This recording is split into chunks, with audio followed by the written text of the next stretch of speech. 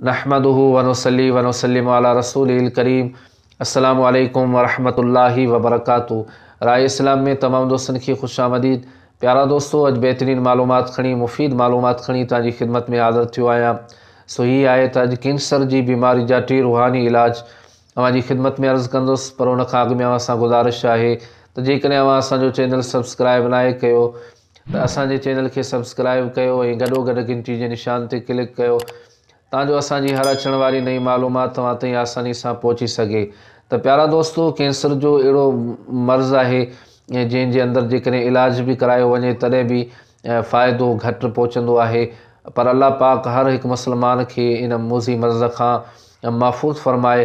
त प्यारा दोस्तों, अल्लाह पाक असां तव्हां सभिनी खे क़ुरान पाक जी नेमत सां मालामाल कयो आहे ऐं इहा नेमत जेका अता फरमाई आहे, यकीनन क़ुरान करीम जे अंदरि हर मुश्किलात जो हल मौजूदु आहे ऐं हर बीमारी जी शिफ़ा क़ुरान करीम जे अंदरि मौजूदु आहे।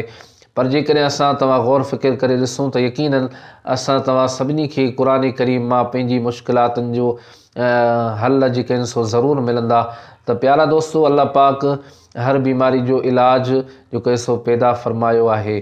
त अॼु अवां जी ख़िदमत में कैंसर जी बीमारी जा 3 रूहानी इलाज अर्ज़ कंदुसि। उन मां पहिरीं नंबर ते जेको इलाज आहे सो ही आहे त अव्वल आख़िर 11 मरतबा दुरूद इब्राहिम पढ़णो आहे ऐं उन जे विच में सूरह मरियम जेका आहे सो 16 सिपारे में मौजूदु आहे उहा सूरत ऐं उन जे अव्वल आख़िर 11 मरतबा दुरूद इब्राहिम पढ़णो आहे ऐं इहो पढ़ी करे पाणी ते दम करणो आहे ऐं उन पाणी मां मरीज़ खे रोज़ानो ॾींहं जो पियारणो आहे। जंहिं वक़्तु उनखे ज़रूरत पवे पाणी जी त उन पाणी मां उनखे पियारियो ऐं यकीनन 40 ॾींहं ताईं जॾहिं ही अमल जारी रखंदासीं त अल्लाह पाक उन मरीज़ खे जल्द अज़ जल्द सेहतियाबी अता फरमाईंदो।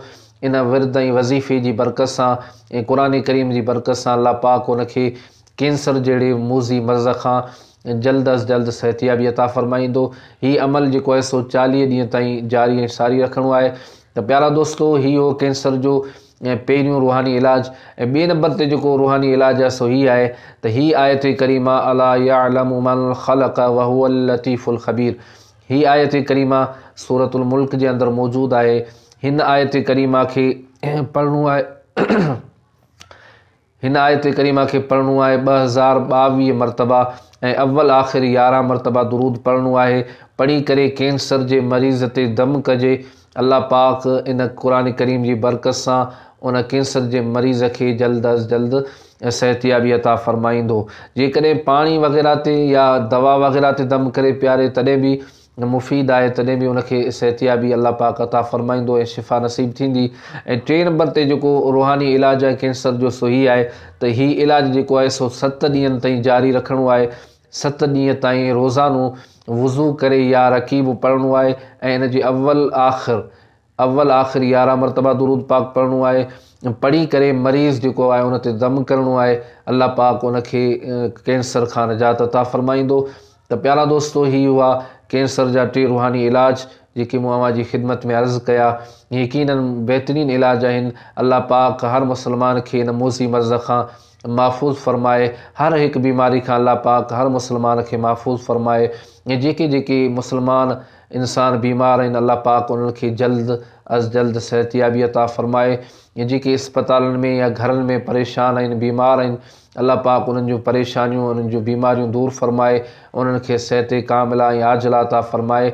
अल्लाह पाक असां तव्हां सभिनी खे अमल जी तौफ़ीक़ अता फरमाए। ही हुई अॼु जी मालूमात जेका मूं अवां जी ख़िदमत में अर्ज़ कई। वरी नई मालूमात में अवां जी ख़िदमत में हाज़िर थींदुसि। तेसीं ताईं इजाज़त ॾींदा। अल्लाह हाफ़िज़।